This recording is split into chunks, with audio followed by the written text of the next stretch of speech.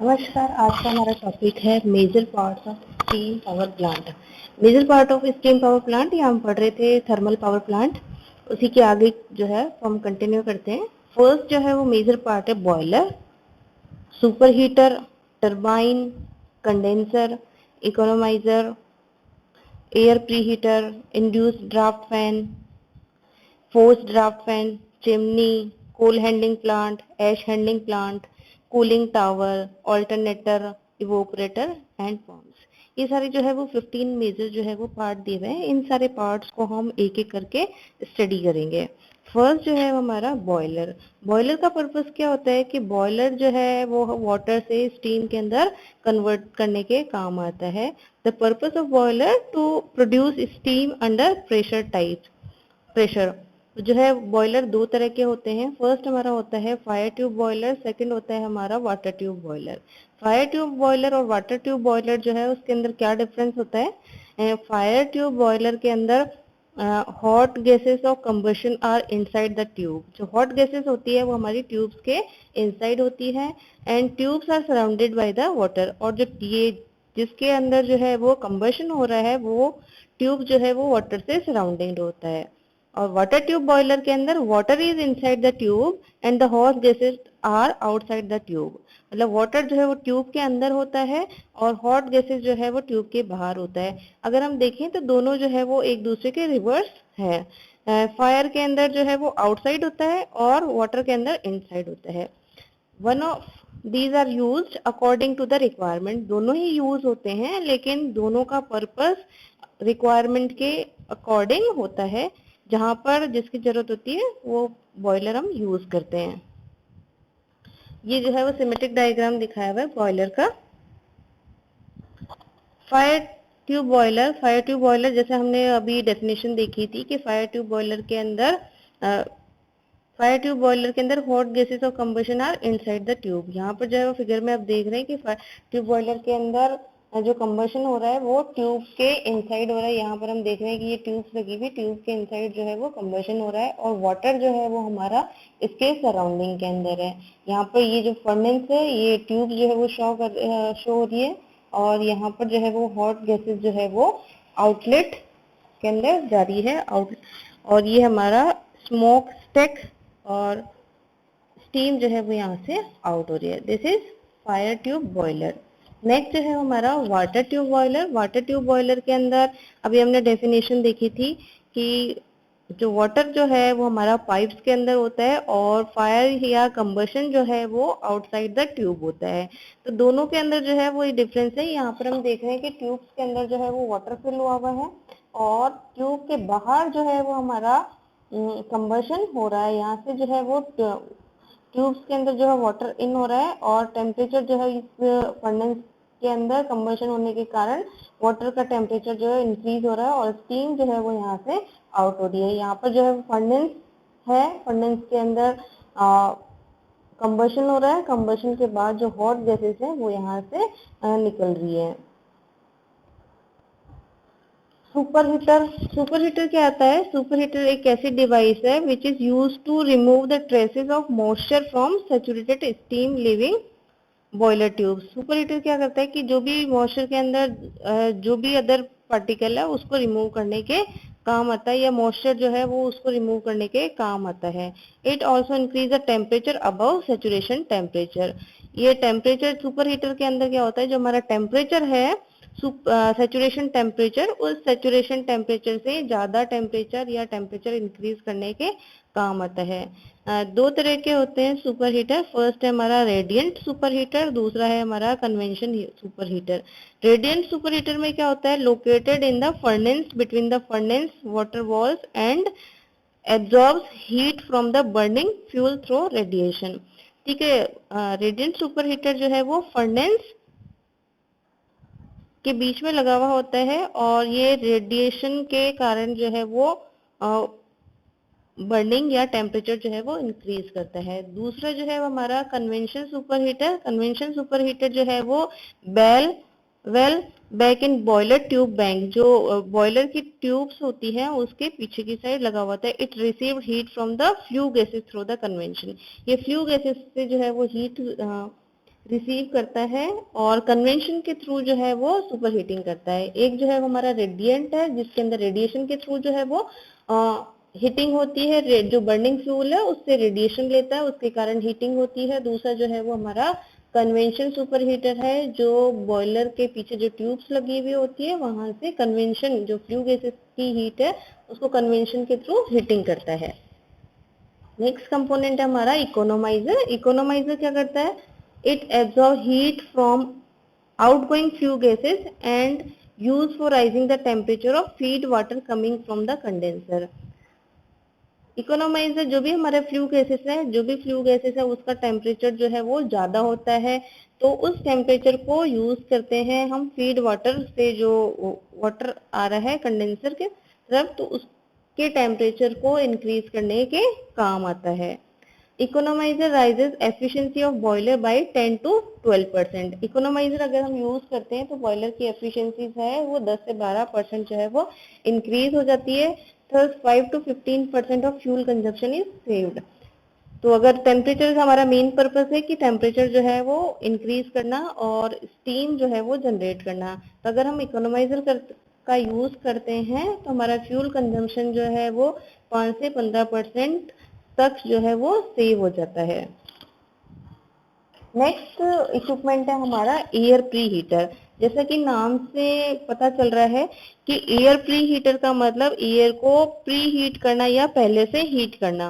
तो air pre heater is use to recover heat from flue gases since entire heat can not be extracted by economiser. तो पूरी जो heat जो है वो फ्लू गैसेस की वो इकोनोमाइजर से एक्सटर्ट नहीं कर सकते। एक तो हम क्या करते हैं, इकोनोमाइजर के आगे एक एयर प्री हीटर लगा देते हैं ताकि जो भी फ्लू गैसेस के अंदर बची हुई हीट है उसको एब्जॉर्ब किया जा सके। तो एयर प्री हीटर जो है वो हीटिंग के काम आता है। अगर हम एयर प्री हीटर लगाते हैं तो बॉयलर की एफिशिएंसी जो है वो 1% तक लगभग इंक्रीज हो जाती है। The boiler efficiency is increase by 1% if the average air temperature is increase by 20 degree centigrade. This is the typical stationary plate air pre heater का जो हमें सिमेट्रिक डायग्राम जो है दिखाया हुआ है। इसके अंदर जो है इस डायग्राम के अंदर यहाँ से अगर हम देखें तो रेड साइन जो है वो, रेड एरो जो है वो हॉट फ्लू गैसेस जो है वो दिखाया हुआ है कि हॉट फ्लू गैसेस जो है वो हमारी एंटर हो रही है, और पिंक जो है वो कोल्ड फ्लू गैस। तो यहाँ से जो है वो प्री हीटर के अंदर जो फ्लू गैसेस है उसके टेम्परेचर को हम एब्जॉर्व करते हैं, तो एब्जॉर्व करने के बाद टेम्परेचर जो है वो कम हो जाता है, और ये आउटलेट पे यहाँ पे दिखा हुआ है कि कोल्ड फ्लू गैसेस। ये एरो जो है वो हमारा एयर के फ्लो को शो कर रहा है, और ग्रीन जो है वो हीटेड एयर, जो एयर जो है हमारी हीट हो रही है उसके आउटलेट को शो कर रहा है। ये जो हमारा हीटिंग प्लेट जो है वो शो कर रहा है। ये स्टेशनरी सेक्शन, इसको हम बोलते हैं स्टार्टर, और टॉप रोटेटिंग एयर डक्ट, ये जो डक्ट जो दिखाई हुई है हमारी टॉप रोटेटिंग एयर डक्ट है। This is the symmetric diagram of stationary plate air pre heater. Next जो है हमारा स्टीम टरबाइन। स्टीम टरबाइन जो है दो तरह के स्टीम टरबाइन होते हैं। There are 2 types of steam turbine. First होता है हमारा इम्पल्स टरबाइन, सेकंड होता है हमारा रिएक्शन टरबाइन। इम्पल्स टरबाइन के अंदर क्या होता है, steam expand completely in stationary nozzle. The pressure over the moving blade remains constant. जो भी हमारा स्टीम का एक्सपेंशन होता है वो कम्प्लीटली स्टेशनरी नोजल के अंदर होता है, और प्रेशर जो है वो ओवर द मूविंग ब्लेड के अंदर कांस्टेंट रहता है। जो भी एक्सपेंशन होगा वो हमारा स्टेशनरी नोजल के अंदर होगा, और जो मूविंग ब्लेड है उसके अंदर प्रेशर जो है वो कांस्टेंट रहेगा। रिएक्शन टरबाइन के अंदर क्या होता है, steam is expanded in both the fixed blade and moving blade. That means steam जो है वो हमारी एक्सपेंशन हो रहा है, स्टीम का एक्सपेंशन दोनों के अंदर होता है, फिक्स ब्लेड के अंदर भी होता है और मूविंग ब्लेड के अंदर भी होता है। फिक्स ब्लेड को हम नोजल बोलते हैं। This is the symmetric, this is the diagram of turbine. यहाँ पे जो है वो हमें ये ब्लेड जो है वो दिख रही है टरबाइन की। इम्पल्स टरबाइन और रिएक्शन टर्बाइन का सिमेट्रिक डायग्राम जो है वो हमें दिखा रखा है फिगर के अंदर ये हमारा जो है वो इम्पल्स टरबाइन के अंदर ये मूविंग बकेट्स हैं और ये जो है वो फिक्स्ड नोजल। तो जैसे ही फिक्स नोजल से जो है वो वाटर जो है वो इम्पैक्ट होता है तो जिसके कारण जो है ये ब्लेड मूव करती है।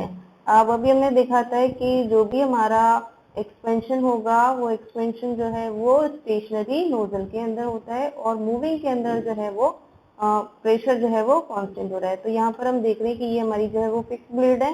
तो फिक्स ब्लेड के अंदर जो है वो स्टीम जो है वो एक्सपेंशन हो रहा है और मूविंग के अंदर जो है वो प्रेशर हमारा कांस्टेंट हो रहा है।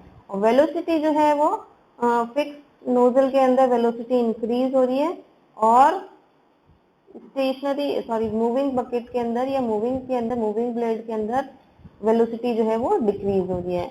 इसी तरह से जो है वो रिएक्शन टरबाइन ये हमारा रोटेटिंग नोजल जो है शो कर रहा है। ये स्टेटर और ये रोटर, ये हमारा फिक्स्ड है और ये मूविंग या रोटेटिंग नोजल है।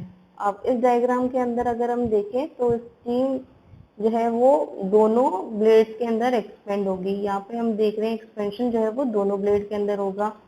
स्टीम का प्रेशर जो है वो डिक्रीज हो रहा है स्टेटर के अंदर भी। देन इसके बाद जो है वो रोटेटिंग नोजल के अंदर भी स्टीम का एक्सपेंशन हो रहा है। इसके अंदर केवल जो है वो इम्पल्स टरबाइन के अंदर केवल फिक्स नोजल के अंदर ही एक्सपेंशन हो रहा है और मूविंग ब्लेड के अंदर कांस्टेंट है।